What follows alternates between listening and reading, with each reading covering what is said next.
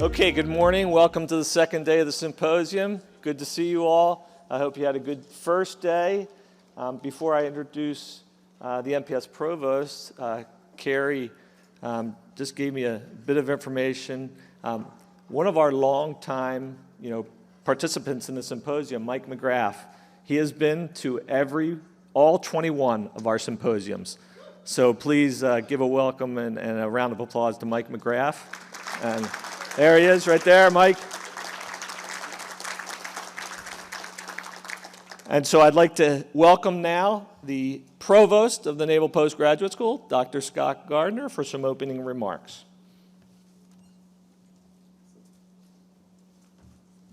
Good morning. Good morning. Let's try better. All right.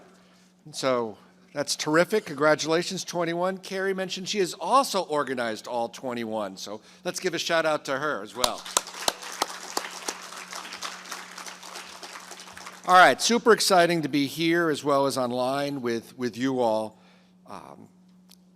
Together, you represent the top acquisition scholars and practitioners for the United States. And we are together at the premier Acquisition Research Symposium for the United States, hosted by the best military graduate university in the world. Now, part of my job as provost is to say that, right? But it's also true, which is pretty cool, right? What do I mean by that? We have alumni that are everywhere. SecNav Del Toro, Chief of Naval Research, a two-time alum, master's and PhD. Our new Director of Naval X. Around the world, the leaders of militaries and navies are alums. The head of the Marine Corps for the Philippines is an alum. Our students just rock. They do outstanding around the world. And outside of the world, so NPS has graduated more astronauts than any other university in the world.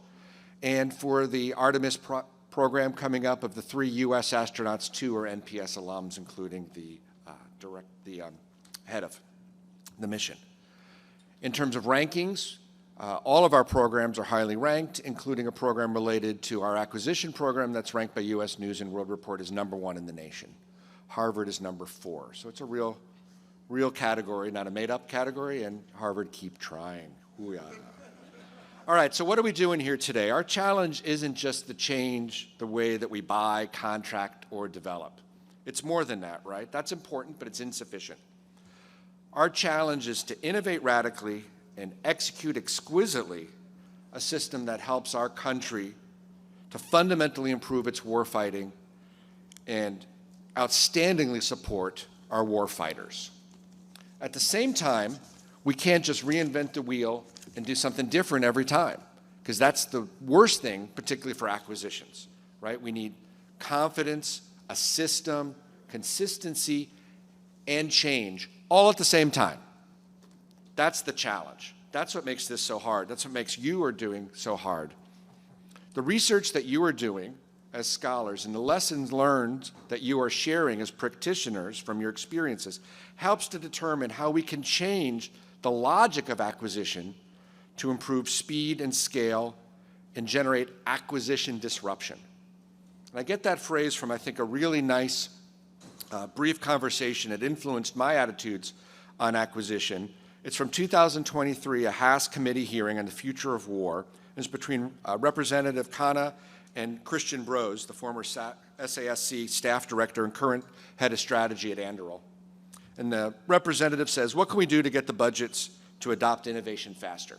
A question that we're all asking. Very reasonable question. And Brose says, I've thought a lot about this, worked on this in government and out of government, and I guess what I would tell you in conclusion is I've come to is that we are wildly overthinking the problem. I think the answer basically comes down to we need to buy more of the things that we say are important and that we say are our priorities. That's the thing that doesn't happen. It's not necessarily the fault of the acquisition system. It's the entirety of the system that is not prepared to really incentivize disruption. So we need to alter the logic of the system and maintain a strong and exquisite system to create the acquisition of disruption. We do that through research and education. Your efforts and your scholarship are laying the foundation for the acquisition of disruption. You're making it happen. Thank you very much.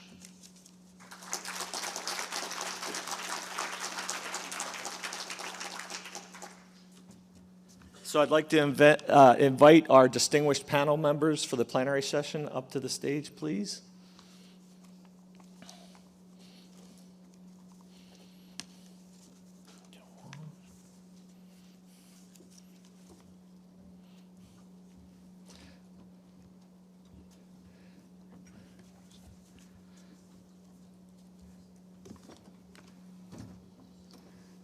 And I get the pleasure of introducing the chair of this panel, Dr. Williamson. And I can't think of a better person to chair this distinguished panel of leaders for us. Dr. Williamson is currently the president of Lockheed Martin International. He's also chairing the Army Science Board, and previously was the principal military deputy to the Assistant Secretary of the Army for Acquisition, Logistics, and Technology. So bringing together operational experience in the acquisition workforce, research, and then industry experience. I consider him a mentor. We met 17 years ago, PMs together. I was a first-year PM in the Future Combat Systems.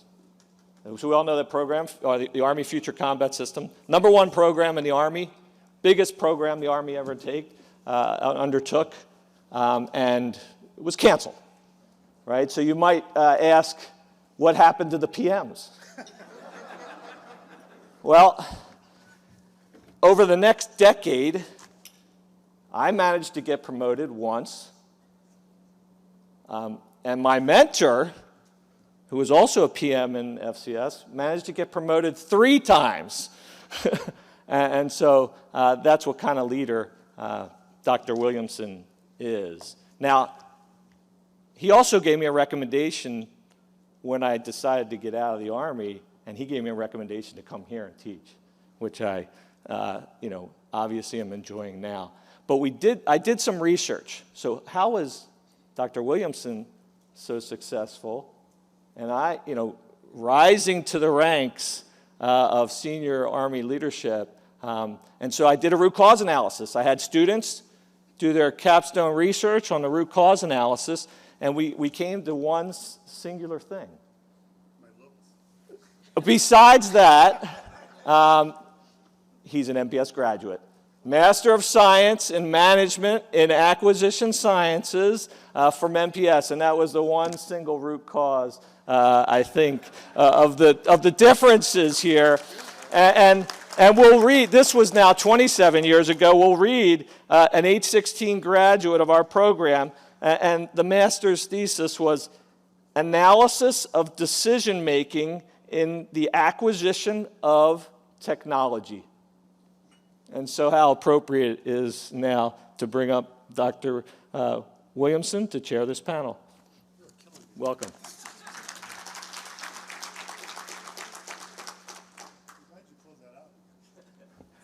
Can you hear me?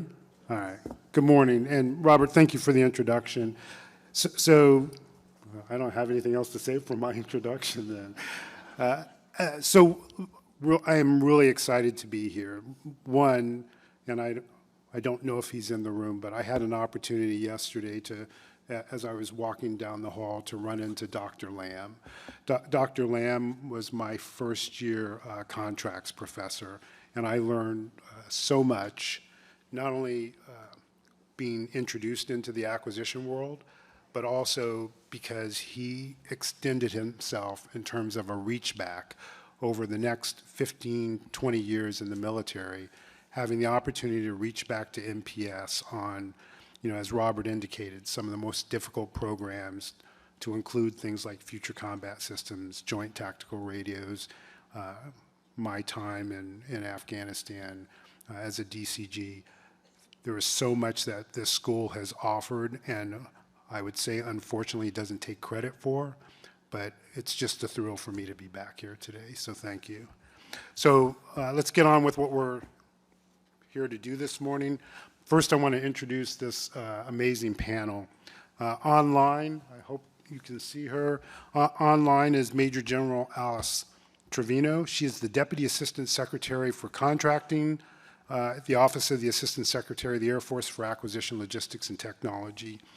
She is responsible for all aspects of contracting relating to the acquisition of weapon systems, logistics, and also responsible for contingency contracting support to geographic commanders.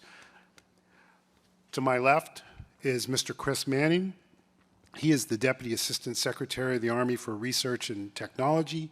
He serves as the principal planner, coordinator, and reviewer for the detailed management of research and development, advanced development programs, and he ensures the highest quality of technology support for the PEOs and the program managers and product managers. Next to Chris is Brigadier General David Walsh. He's responsible for Marine Corps ground and information technology acquisitions, charged with equipping our Marines with everything from boots on their feet to the vehicles they ride on and the missiles that they fire. General, thank you for being here today. And then on his left is Brigadier General Frank Lozano. I've known Frank for a number of years. He is the Program Executive Officer for Missiles and Space for the U.S. Army. He's responsible for the development, production, fielding, sustainment, and international program aspects for assigned missile and space systems. Earlier in his career, he also participated in training with industry programs at Lockheed Martin Missiles and Fire Control. And then finally, Ms. Tamayori, she is the Director of Acquisition for the Defense Innovation Unit, and she serves as the Senior Acquisition Advisor to the Director of DIU and is responsible for the development, implementation, and execution of all phases of DIU project life cycles across the 6 technology functions. So just a few thoughts to start us off. I was in a meeting earlier this week and the phrase arsenal of democracy came up. And it did remind me of a couple of things that I just wanted to share with you. So for those of you who aren't familiar with the phrase, it was something that was used in a fireside chat in 1940. And essentially what it was a discussion with the American people on how we needed to support the fight going on in Europe, especially for the United Kingdom, in providing them the capabilities, the wherewithal, if you will. Now, there was another part of that in support of what was going on in the Pacific, but primarily it was really to help the UK. And the foundational argument is that we had the means to be able to support people who were fighting to maintain democracy. I would tell you that over the last couple of years, I've thought about this a lot as you think about what's happening in a number of places in the world, but specifically what's happening in Ukraine. And so I'd like to have a conversation today that starts with that as a foundation in terms of whether we have not just the wherewithal, that is the capability to do it, but whether we have the drive, the focus, and the ability to prioritize making sure that we have both the deterrent capabilities and then with the failure of deterrence, have the ability to equip our warfighters as well as those of our coalition and allies with the means to be able to defeat threats. And so I think that starts with having a discussion about both strategic and tactical investments in our military and defense spending. And we're going to have to think our way through that as we have this discussion. And, you know, everyone's seen the same charts that I have, where you see this sine wave of investment, right, in support of those capabilities that are necessary for our warfighters. And what I would make the argument on is those are problematic. There are reasons why they happen, but we really need to start thinking about what does a steady state level of funding do for us in terms of providing capabilities to our warfighters.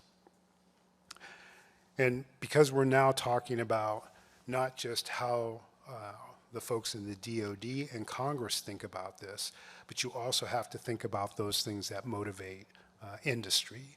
And I'm not just talking about your tier one organizations. I'm not talking about the folks that you know, the Lockheeds, the Northrops, the General Dynamics. It's the hundreds and thousands of suppliers who have to make decisions every day about whether they invest in capabilities that contribute to defense or whether they make those same investments on the commercial side. And what incentivizes that behavior? We need to understand that, and we need to make sure that we adapt our policies and our processes so that you keep them engaged. I make the argument every day that, you know, oftentimes people will look at me and say the reason we have this fragility in the industrial base is tied, you know, to COVID. And my counter argument is that COVID exposed a larger problem. COVID didn't create that problem. And we need to understand that it could happen again. And what are we doing today to prepare for that? Production and quantity matters. I've spoken with people in the Ukraine from Zelensky down to the Minister for Production. We engage with, well, I won't list all of it, but there are people who are concerned, and they start with, I need the production and I need the quantities to support this fight and a future fight. And so what are we, again, doing in our processes, in our policies, that will allow us to address that need? One of the things that I've talked to the panel members in preparation for this is, how do we think about the risk of not just not doing these things, but for the leadership with all of their knowledge and experience in their organizations, how do we think about the risk of implementing those changes in policy and process? Because ultimately, and I was going to save this for the end, but there's a member of the audience, a fellow retired general officer, who I would tell you, in a conversation with him one day, paid me I think, the most important compliment that an acquisition professional could get. And he said, look, I've been in combat a number of times and led men in combat a number of times. And what I will tell you is that not once did something that was provided to my soldiers from the acquisition professionals not work, not be delivered on time, and not be able to be sustained. And what we have to remember as acquisition professionals is, how do we make sure that our warfighters have the capability when they need it and that it works the first time every time? And so with that, I'm going to stop, and I'm going to turn to our panelists and ask them for just a brief opening statement, and then we'll go straight into the questions. And so, General Treviño, I'll start with you. All right. Good morning, General Williamson. Can you hear me? Yes, we hear you fine. All right. So, oddly enough, I'm in my car. I was supposed to be in a facility. I'm physically down at Lockheed Martin F-35 plant in Dallas, and they were getting ready to have a fire drill. So I was, at least I knew about it, and was not able to stay in the facility. But so I'm outside in my car. I've never taken a panel from my vehicle, and I would much rather be with the Acquisition Research Symposium there in person and with all my fellow panelists. But I'm happy to be here, and just briefly, thank you for the opportunity, and I look forward to the discussion. Thank you very much. Mr. Manning. Good morning, everyone. Thank you for the invitation to be here today. I'm honored to be here on behalf of Lieutenant General Collins, the military deputy for the Army Acquisition Executive. So just a quick opening comments. So I've had a varied career in a number of different worlds, right? Started as a soldier, spent 12 plus years in the PM acquisition business before crossing into science and technology. And then most recently a little detour in the programming business in Army G8. And so what I am focused on in my current role is how do I integrate those experiences to, hey, what did I learn in all those different worlds to try to produce better results, faster results in the science and technology business. And so my top priority in this role that I hope to talk to some degree in this panel is technology transition is job number one, is what I like to say. And it isn't just about those 6'3" progressing to 6'4", 6'5". It's about thinking about technology transition when we're doing the basic research. What are the things that we need to do to facilitate each step along the pathway to scale? On the flip side, my second priority is to preserve technological advantage for the next unpredicted fight. So I see that we're very good at weighting the main effort, perhaps too good at times. So how do we balance between, hey, focus on transition, weighting the main effort, and ensuring we have the ability to pivot in the future? This gets after how do we manage our risk across the portfolio. So I look forward to your questions. Thank you. General Walsh. All right, good morning, everybody. So I am not this is actually my first time in Monterey, first time in NPS, so really happy to be here. We are the beneficiaries of Marine Corps Systems Command and the Marine Corps at large of the graduates of the institution here. So thank you for everything you're doing for those of you who support the school and for the larger acquisition community. So as Dr. Williamson mentioned, our job at Marine Corps Systems Command is to make sure our Marines get the gear they need in order to have the stuff they need that works on the battlefield in time to support the future fight. Two things as I took the job, Commandant of the Marine Corps General Smith asked us to focus on. One is adapting the gear we're buying to support our new force design concepts. I'd be happy to talk more about that for those who aren't familiar. But what it really means is returning to a naval expeditionary force, being stationed forward as a stand-in force, and that has a lot of implications for the stuff we're buying, ground and IT equipment that our Marines are using and that we're fielding for them.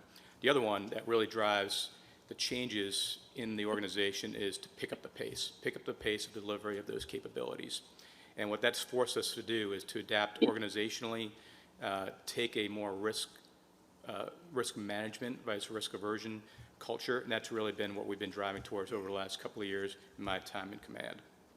Innovating in those processes, innovating in our thought, innovating in our culture in order to execute and make sure our Marines get what they need. Thank you. Thank you. General Lozano. Good morning, sir. Thank you for the introduction. Thanks for inviting me out to participate in the panel, Bob and Naval Postgraduate School. Always a great honor to be out here and to speak to this very esteemed group. I tell a lot of people that I believe that the world is as dynamic, and more volatile than I have ever seen it in my 31-year career. That volatility is driving certain behaviors, and it's important that we think critically about those behaviors that we're taking and executing based on that volatility, and assess if those behaviors and those decisions are right. It starts with acquisition strategies and the old argument, capacity versus capability.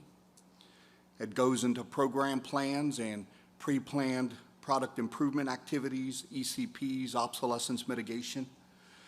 There's a lot of urgent requirements that are starting to emerge from the different combatant commands. There's a daily decision that we make. Do we double down on known capability, or do we innovate?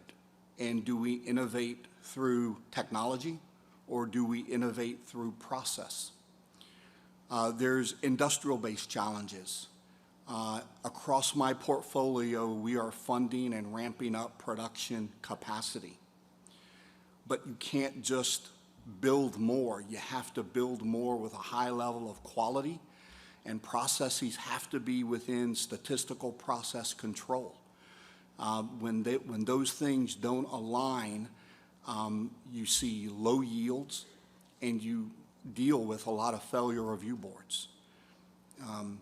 And then every day we're assessing, mitigating, and managing risk. And oftentimes trying to develop the most creative ways to burn down that risk and mitigate that risk. And a lot of times the way that we mitigate risk the best is through communication and over-communicating. And so in over-communicating and getting a message across, it's critical that we maintain a tight coupling with all of our external stakeholders, Congress, media, Army and OSD senior leaders, and industry. But it's not enough to message. You have to dialogue, right? There are a lot of win-win scenarios out there, but the government doesn't hold a patent on great ideas, right? There's a lot of great ideas across the enterprise, and it takes a lot of determined dialogue to try to determine what those great ideas are. And from a workforce and a talent management perspective, we are running very hard. We're executing not only base dollar obligations on an annual basis, but also replenishment funding based on all the donations and capabilities we're making across the globe.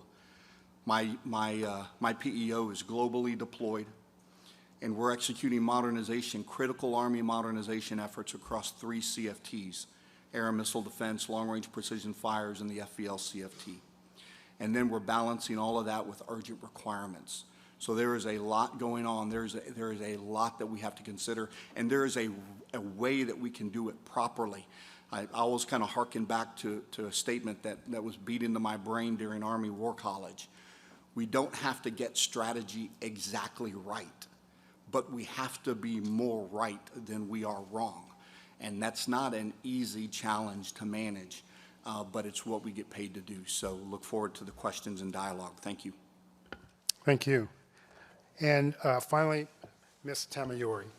Good morning, everyone, and thank you for the opportunity, and thank you for allowing me to be a part of this panel. DIU recently signed an agreement with the Naval Postgraduate School, so we're really looking forward to starting this partnership and leveraging both what we can offer at DIU, some of our outside-of-the-box thinking, along with the excellent learning that is offered at the Naval Postgraduate School. I am just happy to be here and to provide the DIU perspective to this panel. Thank you. Well, thank you. Why don't we go ahead and jump into the question? And I just want to share with the audience and the panel. So we're a pretty large panel, as you see on the up front. And so I am going to ask a series of questions, but I will probably direct it to a couple of panel members, and then if there are additional questions as we get to the end. And I'll try not to make my questions longer than the responses. So look, there's been a lot of change. There's been a lot of acquisition policy change. When you add that to the potential operational risk now being posed by peer or near peer competitors, I guess the question is, you know, there's a national defense strategy, there's the adaptive acquisition framework that we're trying to apply, and we're trying to change culture so that you can accept some risk, but we can still make improvements in speed and in affordability, you know, where it affects our supply chain, where it affects finances, where it affects contracting. My question is, probably pick 2 or 3 of you, but how are you inside of your organizations leaning forward and being innovative in your approach to these new pathways and processes and policy changes so that we can, you know, move closer to, you know, this objective of being faster, more relevant, and more affordable? General Lozano, I'll start with you. Okay, thanks, sir. You're absolutely right. I think you've hit the nail on the head with that question. There are a lot of different challenges to tackle, but we have a lot of tools to help us get after that. One of the many things that we've implemented in our organization is what I call a strategy whiteboarding session, where you pull a lot of the stakeholders. We have a tendency, you know, we all grow up in different comfort zones. We have a tendency to want to push the easy button and pull out an acquisition pathway or a process that we're familiar with and fit the problem into the process rather than adopting the process to fit the problem to generate a particular outcome that we're trying to seek. And so I ask my PMs a lot of times as unique programs come in and there's certain desires and wants from the user, whether it's a combatant command or the Fire Center of Excellence, or any other user. And I always ask, what's the purpose? What outcome are we trying to generate? What do we need to accomplish before we start looking at how we're going to do this, right? I think we kind of want to always kind of default to the how to get, get the milestones laid in, get the budget laid in, understand when the test processes and activities are going to occur. And so what we do is we try to look at every program in a case-by-case scenario, pull the right teammates together, do some whiteboard strategy sessions where we can just throw out ideas. And I think one of the things that I probably can't emphasize enough, and intuitively we all know it, right? But it's like Clausewitz said, right? War is simple, but even the simple can be complex, right? Here's a very simple notion that's really hard to do on a consistent basis. Are you the type of acquisition leader that can pull a team together and allow a very divergent, creative group of individuals and backgrounds and thoughts inform the best strategy to execute a program to get to the outcome? Can you put your ego in the back seat and listen to divergent, creative ideas that could potentially generate the best outcome? That is something that is very hard to do, especially when senior leaders are turning up the pressure and saying, you've got to solve the problem in 12 months. So that's what I would offer up, sir. No, thank you very much. General Treviño, can I ask you the same question? Yes, and I was listening to General Lozano and some of those points that he made quite eloquently resonated with me, and also General Williamson, as you kind of talked at the beginning about the arsenal of democracy, and with Chris Brose and the kill chain, everything that we're doing in the Air Force with acquisition, from Secretary Kendall to my boss, Honorable Hunter, really is trying to look through that lens and how I'm helping the contracting community and also collaborating with our acquisition colleagues across the multifunctional team is really through the lens of alignment, prioritization, and simplification.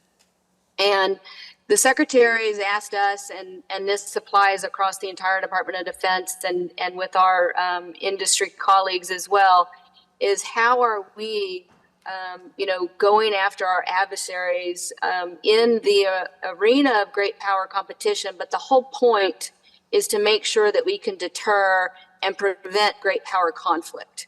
And with that, as we build up the arsenal of democracy, and as we support our senior leaders through that critical thinking, it really begins, I like to think that alignment piece, we have to understand the why. We have to know why we're doing what we're doing. And sometimes it's not enough to just, point at someone and say, I need you to take more risk. I need you to be less conservative. It's really about helping educate and helping people understand the why so that we can go across and create our strategies together collectively and collaboratively. So the Secretary has asked us to be more integrative, and that I think is like the word of the year is integration. And simply, again, is integrating across the acquisition community, but also with the operator. And we know that when it's done perfect, you know it, and it is a sweet spot. But when it's not done perfect, you also know it. And it could be task conflict or personality conflict. But if we're not integrated, moving in the right direction, we actually don't understand not just the outcome that we're seeking, as General Lozano said, but that critical thinking behind it so that we can be moving in the same direction as an integrated, more unity of effort versus in our stovepipes. That is really the power of acquisition. And so simplification, it doesn't mean that it's easy. It means we're looking for simple solutions so that we're not so complicated. And I think we can all agree that we are looking for that, because this time component of making sure that we understand all the risks, identify all the risks, and have our mitigation risk plans in place so that we can accept where appropriate and not accept where appropriate. We're going to do, some type of new course of action so that we don't have to accept that risk because it's too expensive. That is really where we simplify our efforts for our people. And so it's the why, it's the what, which is what we're kind of here discussing today. And that how is really important because I think we do have some tools that aren't being taken advantage of today in this integrative new way as we move forward. And I think that's where the opportunity lies for our people. Over. No, thank you very much. Mr. Manning, I'm going to ask you the same question. Yeah, I'm going to take this from a little bit different angle in looking at our science and technology investments. So one of the innovative things that we're doing is how do we set conditions for the use of perhaps the mid-tier acquisition pathway. And so the particularly rapid prototyping. So we're doing some of the same things that you would do there of iterating with soldiers or in S&T to further refine what it is exactly that we want with some specific detail that then leads into the creation of the Army's version of requirements document for MTA, the abbreviated capability development document. And we've had success of that leading into then an MTA rapid prototyping effort and then continuing to progress through pathways. I think what I also see from my seat is the Army looking at systems that have both hardware and software in a different lens as to instead of having an acquisition strategy that is, hey, I have hardware, and let me make an acquisition strategy for the hardware that is all encompassing of the software. So how do we break down those programs so that we can follow a software pathway for the software portion and a hardware pathway because the development cycles are different. So those are some examples of innovative ways that I see in the Army doing this. Yeah, so, General Walsh, if I could ask you, so it's the same question, but, in the execution side, can you also talk a little bit about some of the impediments for adoption of the types of new policies and processes? Yeah, absolutely. I think as we look to pick up the pace of delivery of these capabilities, the things that I run into most often, there's a couple things that are kind of on the administrative side, and then there's, I think, where the real money is to be made is in leadership and culture. So on the administrative side, we have things like the budget and the PPB process that we have to work within, which as an acquisition professional, we can influence, but really isn't in our lane. That's one that we run into a lot that slows us down. And we have some things we're doing, working with our programs and resources folks to try and get a more portfolio approach to our resource allocation. There's organizational things. We're doing a lot of changes organizationally to try and break down some of those barriers. But like I said, I think where the money really is to be made in adopting these innovative processes and attitudes is in culture and in leadership. And I think, like my Air Force and Army counterparts mentioned, you got to get people bought into the why we're doing this. You got to give them a sense of purpose, let them see what that is, get out there, touch the gear in the fleet, talk to the Marines, the soldiers, the airmen, the sailors who are using their gear and understand why what they're doing is important. Once they get it and once they see that and once you can incentivize them towards that goal, you'll be able to overcome a lot of that. We have a lot of risk aversion in our acquisition community. I'll talk for the Marine Corps and my time in the Naval acquisition world primarily. I think it really comes down to how you're incentivizing those folks, what's important to them. Is it important that they follow a process, and is that how they're rewarded? Or is it important that they get something out to the Marines and sailors so they can actually start using it?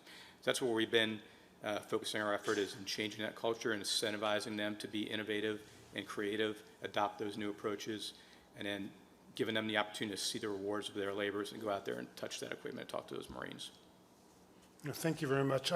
Same question, Ms. Tamayori. And it's in your charter to figure this out. So I'm really interested to hear your response. Yes, it is. So some of the impediments that we've seen, like General Walsh had said, is culture. And I think it stems to a little bit more than that, where it's the incentive system that is within the defense acquisition community. You've also touched on that.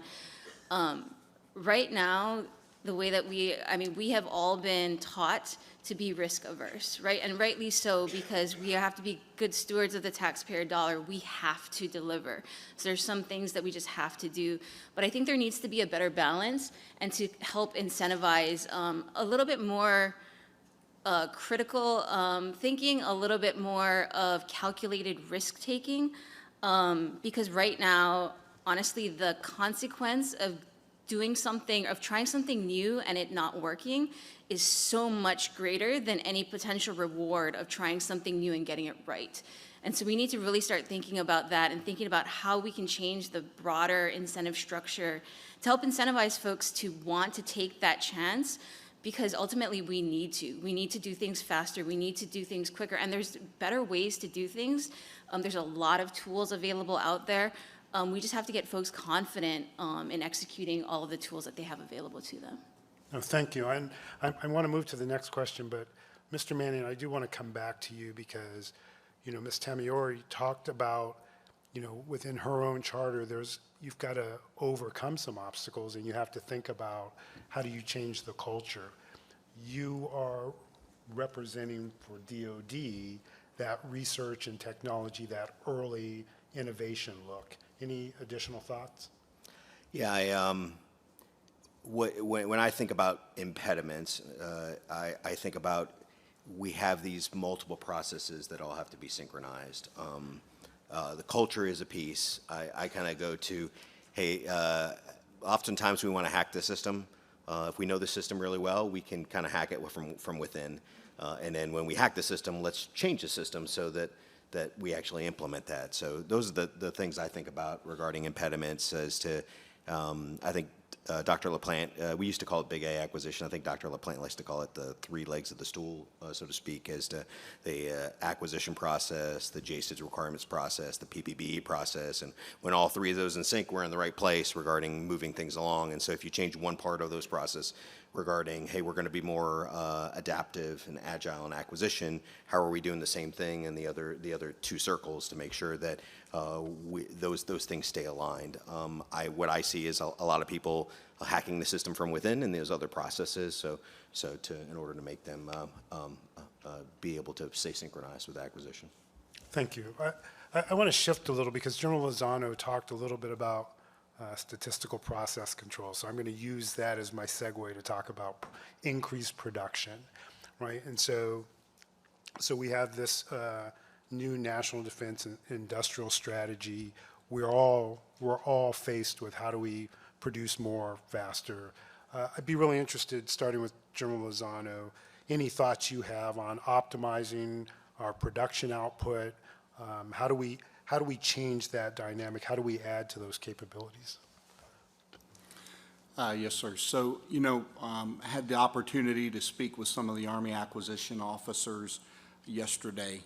And one of the first primary tenets of my leadership philosophy is that leaders lead. And we have multiple different types of leaders with different strengths and weaknesses throughout the entirety of our organizations. But to your question specifically, how does that really apply?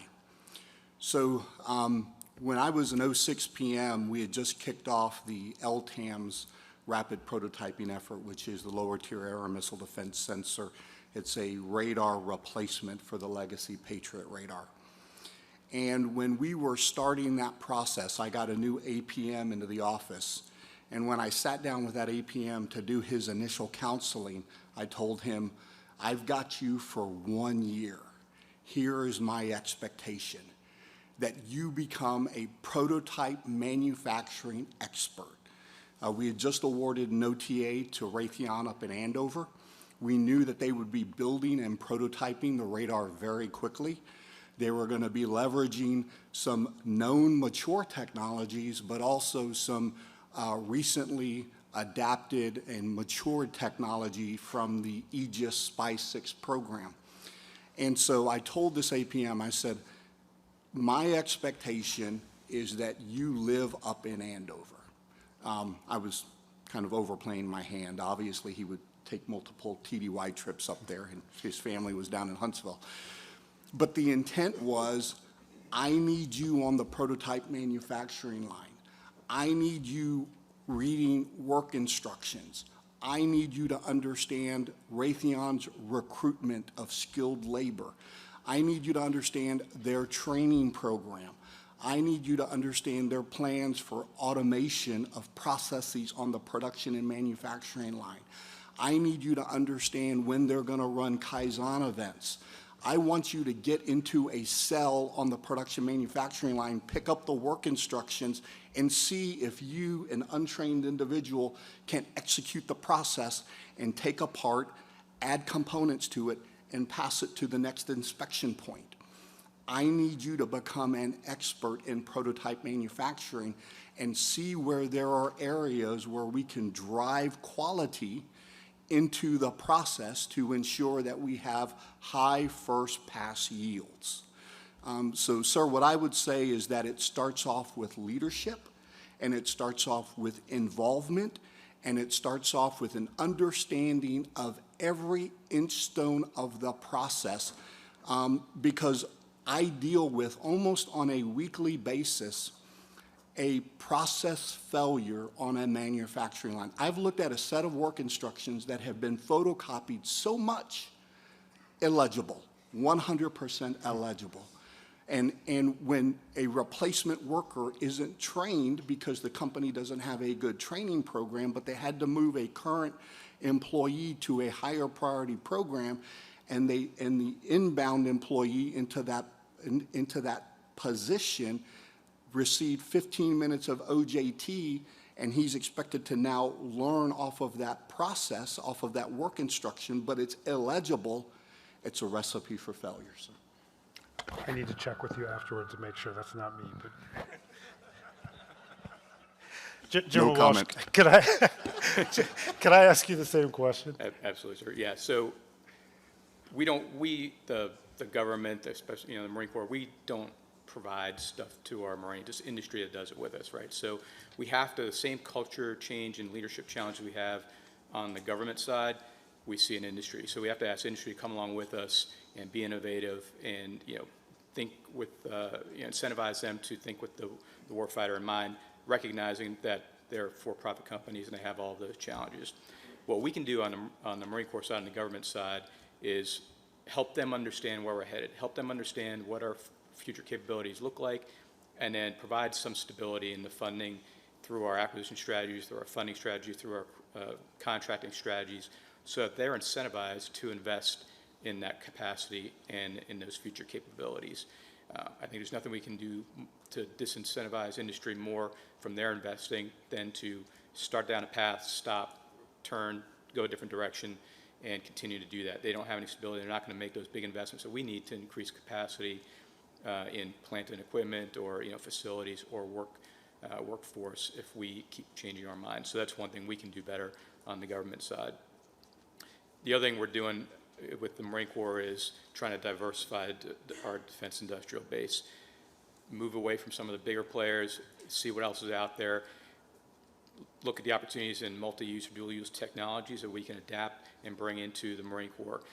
That involves sometimes a lot of compromise on the requirements, because there's things that are going to be commercially available that are not quite what we need, but close enough where we can get that capability out there, some warfighting, safe warfighting capability out to our Marines more quickly. And I think we need to do a better job of tapping into that other piece of the industrial base. And then the workforce, as my boss, Secretary Gertin, goes around and talks to industry, I think the biggest challenge that he highlights, especially in the shipbuilding world, is the workforce, but we see it across the defense industrial base. So anything we can do from the government side to try and incentivize young folks to either jump into the STEM world and come over into the government workforce or our defense industrial base workforce, or incentivize them to take up the trade, so we have those skilled welders and the other skilled trades we need that will build up our defense industrial base. Thank you, General Walsh. I'm going to twist the question just a little bit and start with General Treviño. So same question, but I want to get on the other end. So what areas, especially as you think about contracting as an example, are there changes that we could make that would allow us to be faster and more affordable, but still understanding how we mitigate risk? So that's a great question. Thanks for asking that. I mean, I talk about change agency a lot, and change to me is, it's part of culture, but it's also leadership. It's also knowing when you need to change. But change as a culture with our personnel, our nation's treasure, on both sides of the table, it takes an investment into our people. And so again, I kind of said it earlier, is like, I can't just look at you and say, accept more risk. I can't just look at you and say, don't be risk averse. I want you to accept more risk. Those types of, I almost call it disparaging comments, right? Nobody in the history of the world, right, has ever been, when they've been told that they weren't innovative or that they were risk averse, actually looked at you and said, you're right, and I think I'm going to continue to be risk averse. Usually when that conversation occurs, you're going to go to your corner. You're going to deny.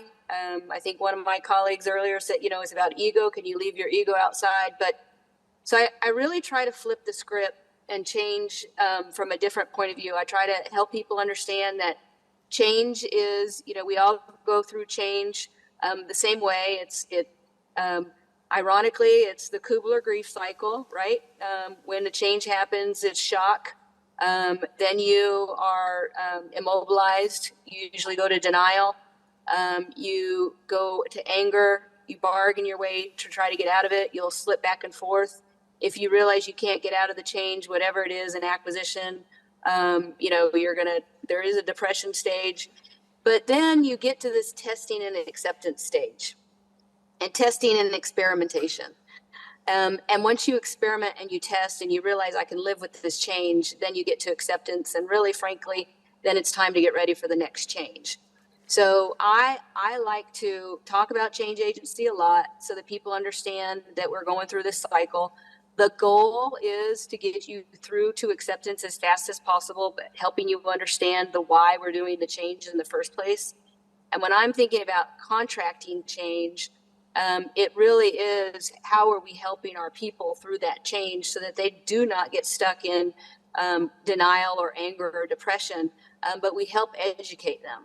And I know the question itself, where are we, one of the biggest things that we've created in the Department of the Air Force contracting is this acquisition toolbox, because we're DIU, anything in the research and experimental R&D stage, anything from concept development to trying to get things over the finish line has to do with all the tools that are out there. But it's not as simple as we have to change the culture. It's, how do I help you be aware of the tools that exist, and how do I help educate you just in time of when you need that? And so we've created an acquisition toolbox that has over 600 tools, and it's for the entire multifunctional team. I talked about integration before, but if we're not integrating and collaborating as a multifunctional team, and even communicating some of the, the information that we need to with our industry counterparts, we are the problem. Like, we are our own worst enemy. And so we've created this to, if you build it, they will come. But really, it's about an education forum. It's about crosstalks that go along with that. And it's about getting people to experiment with contract solutions and contract strategies that they may not be comfortable with, but we can help them become more comfortable with either subject matter experts or mentors that we pair them up with. And it really is about the conversation and the dialogue, which is something that we're doing today, and that the Acquisition Research Symposium also always challenges us to do. So that's kind of how I come at it from the change management and change agency perspective. I love it, and I think you need to be positive about it. Anytime that we're being negative about it, I think, again, we need to look at ourselves in the mirror and say, why am I not seeing this as an opportunity that I get to make this change instead of I have to make this change? That's a great response. Thank you very much. And it reminded me, I spent a lot of time in that anger phase. So it's a great point. Ms. Tamayori, I wanted to ask you the same question, given where you sit today. So some of the areas that we've found where we can be, and I consider it, be better business partners with our industry vendors, we really have to understand where they're coming from and the trade-offs that they are making to do business with the government. I think for a long time we've assumed as a government that, hey, we have this requirement and we have money to support it, and everyone will want to do business with us. What we found at the Defense Innovation Unit, and I'm speaking from our viewpoint, right, we accelerate the adoption of commercial technology, so we're really trying to attract non-traditional vendors to do business with the government. What we found is a lot of companies don't know who the government is. They don't know how to do business with the government. They think it's too burdensome. And so we really need to lower the barriers to entry for these companies, so that way they're incentivized to do business with us. We want to make sure that our solicitations are easy to find, easy to understand, and easy to apply to. Folks aren't going to want to spend, I mean, there's a trade-off, right, in an opportunity cost for them to do business with us. If it's going to take them 2 months to read through and develop a proposal, they may choose not to do that. And what we're finding is that we really need to make it simple, because we want to have these new entrants work with us in the department. One of the other things that I think we've done a very good job of is outreach. We can't assume that folks, like I said, know how to do business with the government. And so what we do is we proactively engage with our industry partners, whether we have a solution on the street, or I'm sorry, whether we have a solicitation on the street or not. The legwork that has to go into just having the industry partners understand who we are, how to do business with us, where to look for the solicitation, all of that legwork has to be done ahead of time. So that way, when a solicitation launches, everyone's ready. They're familiar with us, and I think that's how we're approaching how to get more non-traditional vendors to do business with us at DIU. And Mr. Manning, Ms. Tamayori started by saying the engagement with the commercial side, but there's others, and I know that's where you're focused. Any thoughts? Yeah, I think that as I think about this, I think an important distinction is to think about science and technology as part of the broader acquisition ecosystem. And we need to think about it from a holistic perspective, from when the ideas start, whether it's in commercial sector or it's in S&T, that we're building a path for that to ultimately land in the hands of our warfighters. What we're doing inside the Army staff right now is continuing to be more deliberate about planning S&T in conjunction with our programs of record. So the Army Strategic Portfolio Analysis Review, SPAR, is becoming more and more encompassing of S&T, looking 15 years out. How does that projected to then feed into future Army programs of record? I also kind of tapping into both sides as to commercial entities, non-traditionals. The Army launched a couple changes to programs we've had for a while last year. Our X-Tech program, which is our prize competition program, and our SIBR program, our Small Business Innovative Research. We saw that we're making connections with non-traditionals, but what we weren't seeing is how are we connecting that to ultimately scale up.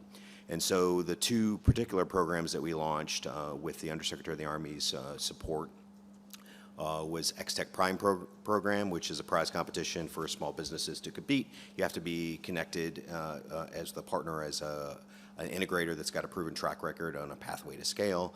And then similarly, SIBR Catalyst program, which gets after small business, partnered with an integrator, as well as having a program of record, coughing in some funds, and then some matching funds. And so these are some of the different ways of looking at existing programs we had to say, hey, we're not getting to the finish line with this. Are there some modifications we can do to increase the probability of this getting all the way to the end? So, No, thank you very much. I have another half dozen questions, but I'm going to pause and see if there's any questions from the audience, both in the room and online. I see one over on the left.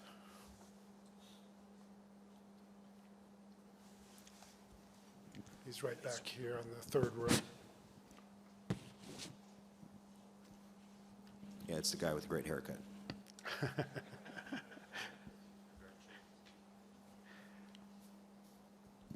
Thank you. Good morning, panel. It's been great. Tony Walsh from the Embassy of Australia. If you were setting up rapid acquisition frameworks now, what's the one thing you would do differently to that in the adaptive acquisition framework? It's a tough question, I know. I'll take a shot. Please. And what I'm also going to do is kind of wrap in some of comments and pieces of conversation that have already been stated and kind of double down on something that General Treviño mentioned with regards to risk and change, right? So I can't tell you how many times briefing my boss, the question or retort comes back, Frank, you want to do what? and then I was up in the building on Friday talking to Dr. LaPlante, and he said, because we're looking at some new and emerging threats that we're seeing across the globe and how we might try to innovate to attack and defeat those threats.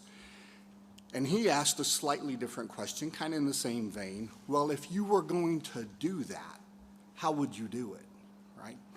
So I think we as senior leaders, one, we have to be able to underwrite risk, right? And in underwriting that risk, we have to understand that it's not necessarily always our job to fall in line, but it's our job to push the envelope from an innovation perspective and from an idea perspective to look at new ways of solving harder problems, right? So, for instance, so here's one thing that I'm wrestling with on a particular program. The user community, this particular cross-functional team, wants multiple different capabilities that lend themselves in a couple of different form factor material solutions, all rooted against a singular requirement document. And part of the uphill fight is we in acquisition want to take one requirement, one funding line, run one program, spit out one material solution. But if we follow that old paradigm and I evolve that capability incrementally over time, I won't get to the envisioned end state until 15 or 20 years from now. And at that point in time, I will not be relevant and I will be late to need.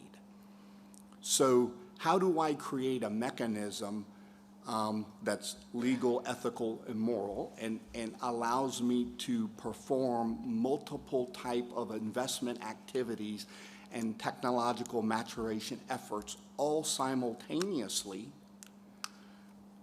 and do so in a way that I can convince my leadership is a risky, creative, but well thought out method to get to, one, delivering a relevant capability in the 27-28 timeframe when it's actually needed, but only maybe achieve 75% of the capability, but then allows me to get to the full capability in 2030, just 3 years later, right?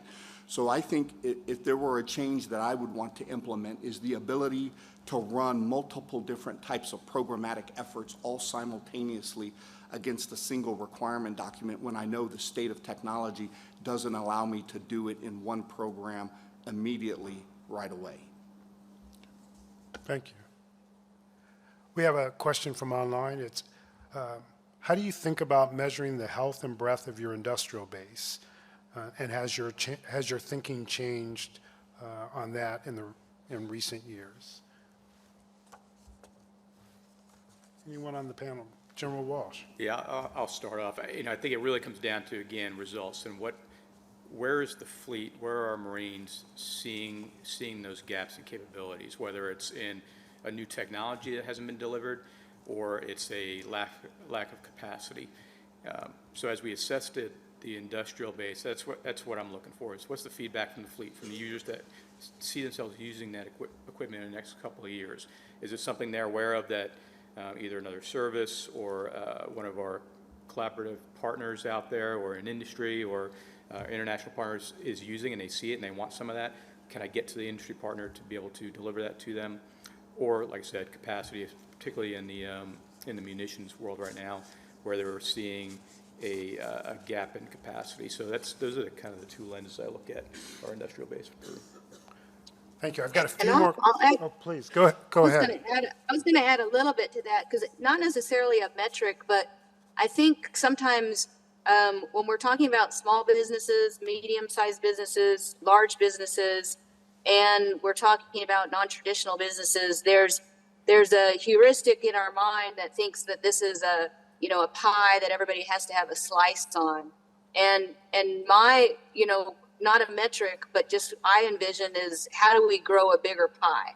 How do we contribute to the economic engine for the industrial base that benefits, us and our allies and partners? So that's what I'm always asking. But it's preventing the competition, which is that natural competition to ask people to enter the market. And I love, DIU and even our AFWorks, dual use technology, kind of identifying that because it is benefiting both commercial and non-commercial, and it's benefiting us directly in the Department of Defense. So just kind of thinking about it a little bit differently. We want a healthy economic base, and we want our industrial counterparts to be as healthy as possible because we all benefit in the end. Over. No, thank you. So the clock is driving me to close here very quickly. I have about 4 or 5 questions. The first one that came in is, the foundation of this discussion was increasing production for our partners and for our current and future conflicts. What can we do to help our partners develop their own production capabilities in light of those future conflicts? They asked me, but I'd like to offer that I think there's 2 areas. I don't think we're going to get to a world where we have hundreds of production facilities and redundancy in that sense. But I do believe that we can be more efficient, as General Lozano spoke about, and we should take a really hard look at how do you qualify those second, third tier suppliers, and how do we enable them so that you can actually take a look at long lead materials as we go forward. But I'd like to ask General Walsh and General Lozano to comment. Yeah, I think as again, going back to the warfighter and thinking about how they, what the impact to them is, we've done a lot of outreach with our international partners, with our joint partners to kind of sense their defense industrial base. So we go out there and we talk to them about their processes. Is there anything we can learn from their processes to become more efficient in getting that gear out to our Marines?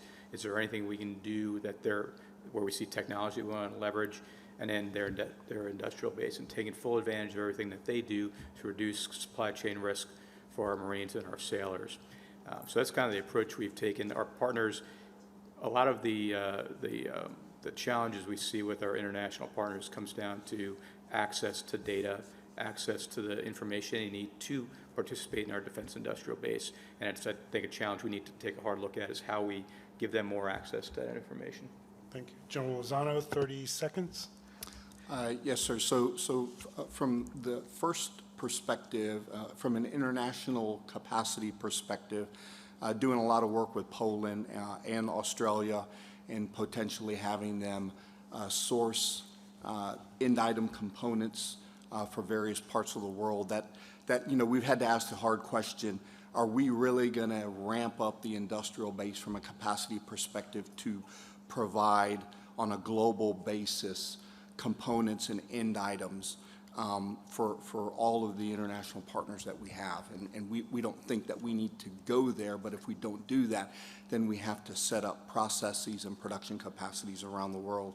And then the other thing too is my organization can't do it all. I think we all understand that, and there's a lot of other entities, DCMA, DCAA, there's a lot of other government agencies that can help us getting after quality and manufacturing processes and production capacity in our own industrial base. And so I think if we're able to leverage all those external agencies and the tools in our toolkits, we can get the capacity that we need, delivering reliably and consistently on time, while also making sure that we're leveraging our international partners and the capacity they have, sir. Thank you. We are just about out of time, but what I would like to do is just offer 30 seconds to all the panels so you can comment on what's top of mind for you. And look, we've got the best and brightest of our acquisition community, either online or in the room. What point would you share with them? And Ms. Tamayori, I'll start with you. Yeah, so I would just say to start thinking outside of the box. Let's start. I know that it takes some guts to challenge the status quo, but we really need to start thinking of doing things differently. Reach out to us at the Defense Innovation Unit if you have a problem set that may be solved through commercial technology. We can forge that path for you and help show you how to take those risks, because that's what we do on a daily basis. And so reach out to us, and thank you. Thanks for allowing me on this panel. Thank you. Mr. Manning.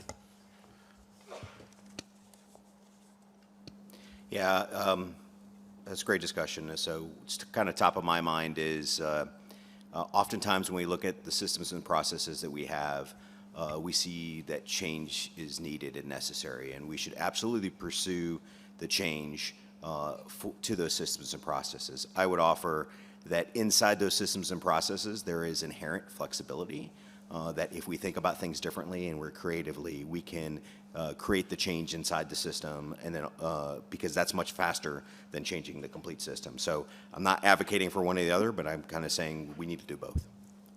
Thank you. General Lozano. Sir, I think the one thing that I would say is I don't have enough competitors in this particular space. Just to be quite honest, most of my missiles and munition programs, it always comes down to Lockheed and Raytheon. And so I have spent a lot of time interacting with the Blue Halos of the world, the Andurils of the world, the Black Sages, the SAICs, and I've asked them, I owe you the opportunity to compete for business. I need you to ante up and compete. And I really believe that our industrial base, to an extent, has become very narrowly focused, and that leads to single points of failure. So my ask would be, for those of you who interact and are a part of the industrial base, please be a relevant competitor in that space, and then I owe it to everybody to make those opportunities available. Thank you, General Lozano. General Walsh. Yeah, I'll keep it really quick. I think a theme that's run through this entire discussion has been people. That's our most important resource. That's what really, that's what makes this system go. And the culture and the leadership that you provide to them as acquisition professionals, that's going to be the thing that turns the tide and helps us get more agile and more innovative. Thank you, General Walsh. And General Treviño, I'm going to finish with you, but I have to make this comment. You have perfectly demonstrated comms from the edge as you sit in your car. So any comments for the group? My final thoughts will be, I'm going to steal something from Teddy Roosevelt. If you've read his poem on the arena, acquisition, you are in the arena, regardless if you're academia, regardless if you're government, regardless if you're industry, or if you're someone who isn't in any of those three but wants to be. We want you to be in the arena with us. The blood, sweat, and tears. We don't want you to be sitting in the stands as part of, throwing the fruit. So this is an integration, collaborative team. We welcome all. We need competition, and we're all in it together.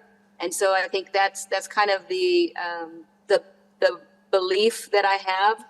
But I'm just again happy to be part of this conversation today, and honored to be in the arena with you.